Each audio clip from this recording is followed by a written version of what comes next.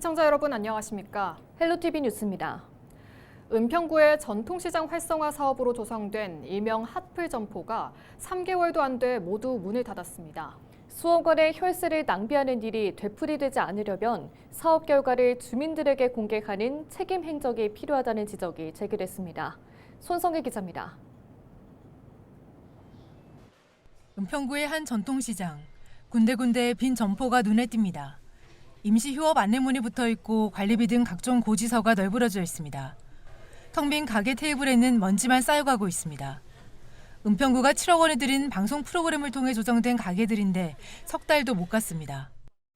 속상하죠. 잘 돼가지고 다들 활성화가 돼가지고 그냥 잘 됐으면 우리도 좋고 그분들도 좋고 하는데 속상하지 우리도.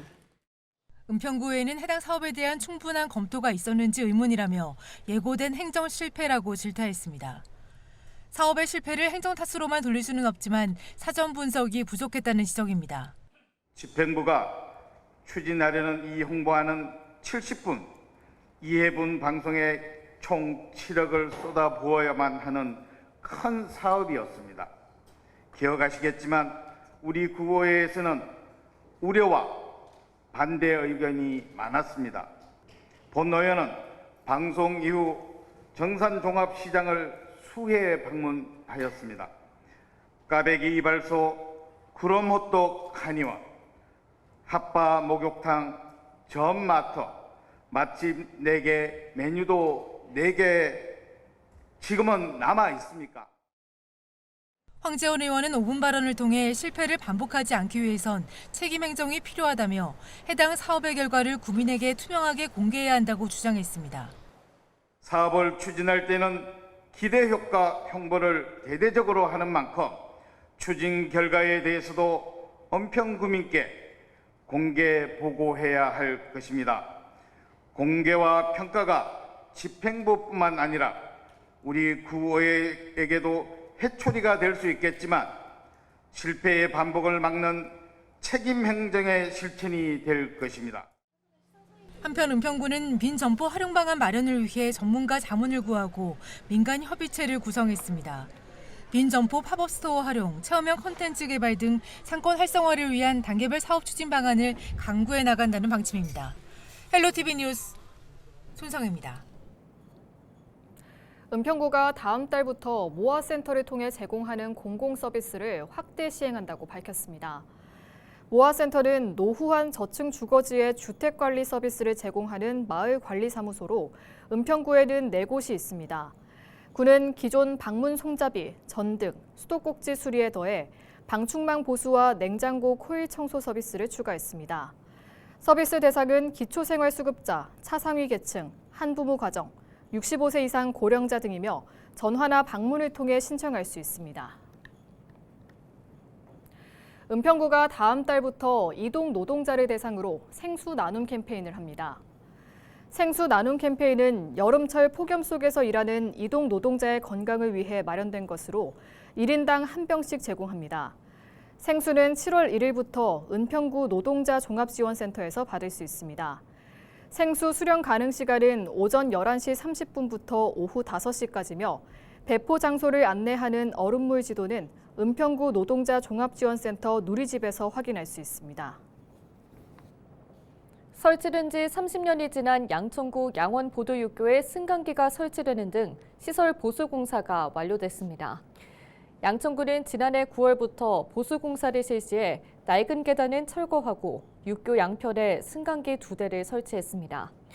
또 육교 전면은 새로 색칠하고 상부 교면은 탄성 포장재로 재포장하는 등 걷기 편한 다리로 새 단장을 마쳤습니다. 이 밖에 보도육교로 난간 조명을 설치해 야간 시인성을 높이고 주변 경관과 어울리도록 미관을 개선했습니다. 은평구 신사 일동에 구립 세라골 경로당이 문을 열었습니다. 은평구는 지난 20일 지역 어르신들과 함께 세라골 경로당 개소식을 개최했다고 밝혔습니다. 구는 신사 일동에 노후한 주택 한 채를 매입해 경로당을 새로 만들었으며 앞으로 다양한 활동이 이루어지는 복합 복지 공간으로 운영할 계획입니다. 지난 10년 사이 수도권 지역 아파트 값이 얼마나 올랐을까요? 전용 면적 84제곱미터의 경우 서울에서는 평균 6억 7천만 원이 올랐고 경기도에서는 평균 2억 1천만 원 오른 것으로 나타났습니다. 서울에서는 신축 아파트가, 경기 지역에서는 20년 이상 중구축 아파트가 많이 올랐는데요. 이관성 기자가 보도합니다. 지난 2015년 서울의 전용 면적 84제곱미터 아파트 평균 매매가는 4억 5,900만 원 정도였습니다. 하지만 10년이 지난 올해 11억 3,700만 원까지 올라 148% 상승했습니다. 같은 기간 경기도에서는 전용 면적 84제곱미터 평균 매매가가 2억 9,800만 원에서 5억 800만 원으로 71% 올랐습니다. 경기 아파트값이 2억 1천만 원 오르는 사이 서울 아파트값은 6억 7천만 원이 올랐습니다. 부동산 정보 플랫폼 집토스는 최근 아파트 연식과 가격 상승 관계를 보기 위해 연식별 아파트값의 변화를 분석했습니다. 먼저 서울에서는 전용 면적 84제곱미터 신축 아파트와 준구축 아파트의 10년간 매매 차익이 모두 7억 2천만 원을 넘었습니다. 전용 면적 59제곱미터 신축 아파트도 10년 사이 6억 6천만 원이나 올라 이른바 얼죽신 현상을 실감케 했습니다. 경기 지역에서는 준구축의 10년간 매매 차익이 3억 2천만 원을 넘어 가장 높았습니다. 과천과 성남, 용인과 수원 등 서울의 상승세와 비슷한 지역도 있지만 경기도 시군 평균으로 보면 신축보다 준구축의 가격 상승이 더 높았습니다. 경기도 같은 경우는 그렇지 않았거든요. 신축보다는 이제 중구축, 좀 더 20년 이상의 아파트가 조금 더 시세 차익을 많이 볼 수가 있었어요. 평균적으로. 그런 걸 봤을 때 항상 뭐 신축이 답이다. 항상 어느 지역이든 그렇게 해석하기엔 좀 무리가 있고. 부동산 시장에서는 1기 신도시 정비와 재건축 기대감이 경기도 준구축 아파트값의 상승을 키운 것으로 보고 있습니다. 서울 아파트값은 신축과 구축, 중형과 소형 할 것 없이 여전히 경기 인천보다 배 이상 높은 집값 상승을 보이고 있습니다. 헬로티비 뉴스 이관성입니다.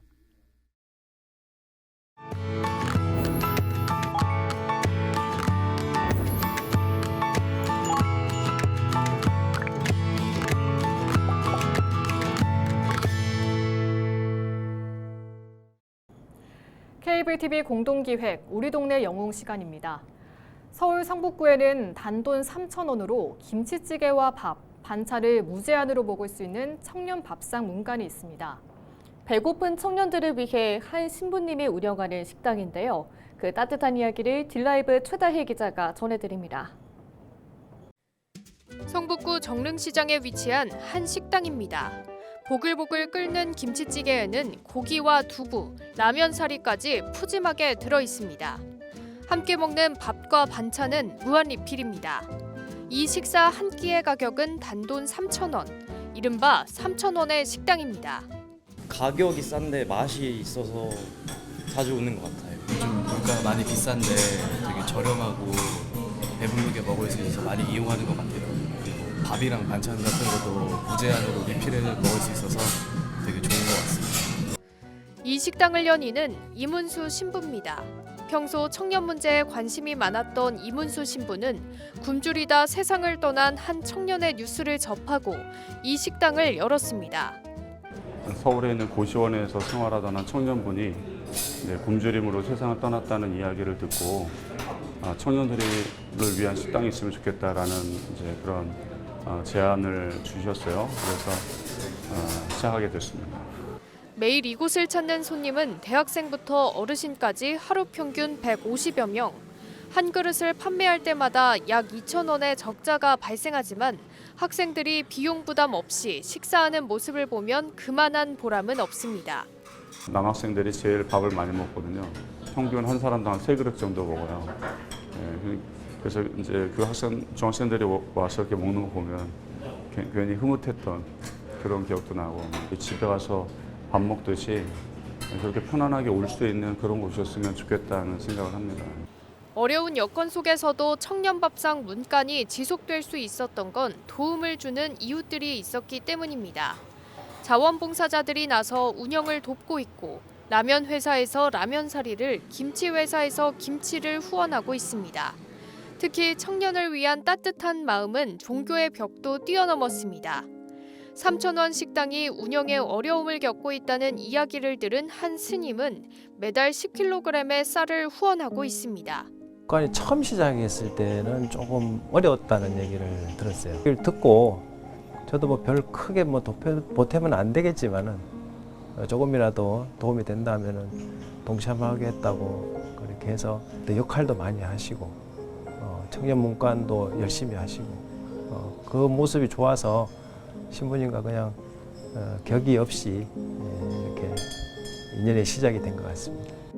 청년밥상 문가는 정릉시장의 1호점을 시작으로 이대 앞과 낙성대역 인근 또 대학로의 슬로우점까지 대학생이 많은 지역으로 점차 확장됐습니다. 굶는 청년이 없는 세상을 꿈꾸며 따뜻한 밥 한 끼를 전하는 이문수 신부, 그리고 그 뜻에 공감해 함께하는 한 스님과 주변 이웃들. 이들의 따뜻한 마음에 오늘도 많은 청년들은 허기진 마음을 든든히 채우고 있습니다. 딜라이브 뉴스 최다입니다. 올해 1분기 경기도 취업자가 전년 동기 대비 12만 6천 명 증가한 것으로 조사됐습니다. 경기도 일자리재단이 2025년 1분기 경기도 고용 현황을 분석한 보고서를 발간했는데요. 반도체 산업 호조와 지식 기반 산업의 성장에 힘입어 도내 취업자가 증가했다고 분석했습니다. 특히 경기도가 전국 취업자 증가 규모의 80% 이상을 차지한 것으로 조사됐는데요. 전국 취업자 수는 전년 동기 대비 15만 5천 명 증가하는 데 그쳤습니다.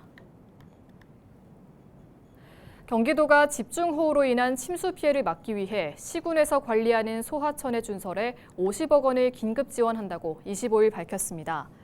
시군이 관리하는 소하천은 총 1,984곳인데요. 도는 소하천 준설 지원 대상을 긴급 조사했으며 23개 시군, 168개 소하천에 도 재난관리기금을 우선 지원하기로 결정했습니다.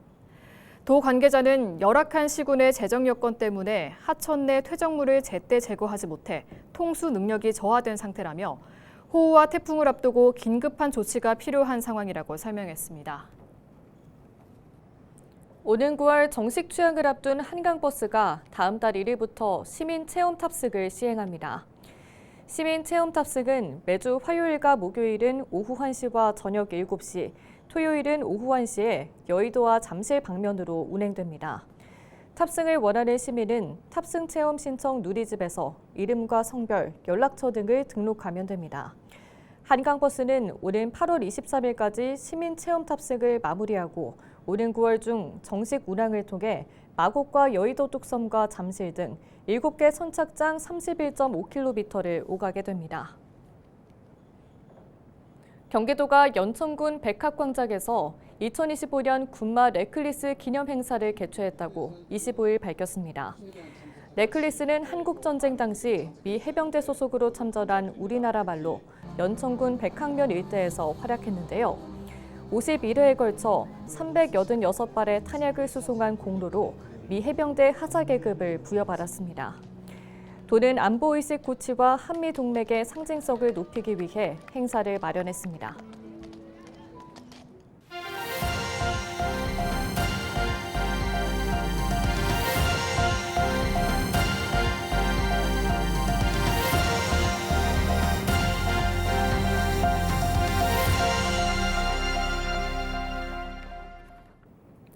인천의 한 다세대 주택에서 폭발 사고가 발생했습니다. 25일 오전 9시 59분쯤 인천시 미추홀구 문학동에서 다세대 주택 2층에서 폭발 사고가 발생했다는 신고가 소방당국에 접수됐습니다. 이 사고로 70대로 추정되는 여성이 전신에 화상을 입고 응급처치를 받은 뒤 119 구급대에 의해 인근 병원으로 긴급 이송됐습니다. 또 같은 건물 3층에 거주 중인 60대 남성 한 명이 사고 충격으로 어지럼증을 호소해 추가로 병원으로 옮겨졌습니다. 경찰과 소방당국은 이들을 상대로 정확한 폭발 원인과 추가 피해 여부를 조사 중입니다. 학교 적응에 어려움을 겪는 학생들을 위한 맞춤형 경기 공유 학교가 운영됩니다. 도교육청은 지역 위센터와 청소년 상담복지센터, 아동센터, 청소년 문화센터 같은 유관기관과 협력해 개별 수업이 필요한 학생에게 맞춤 교육을 제공합니다. 이상으로 뉴스를 마칩니다. 시청해주신 여러분 고맙습니다.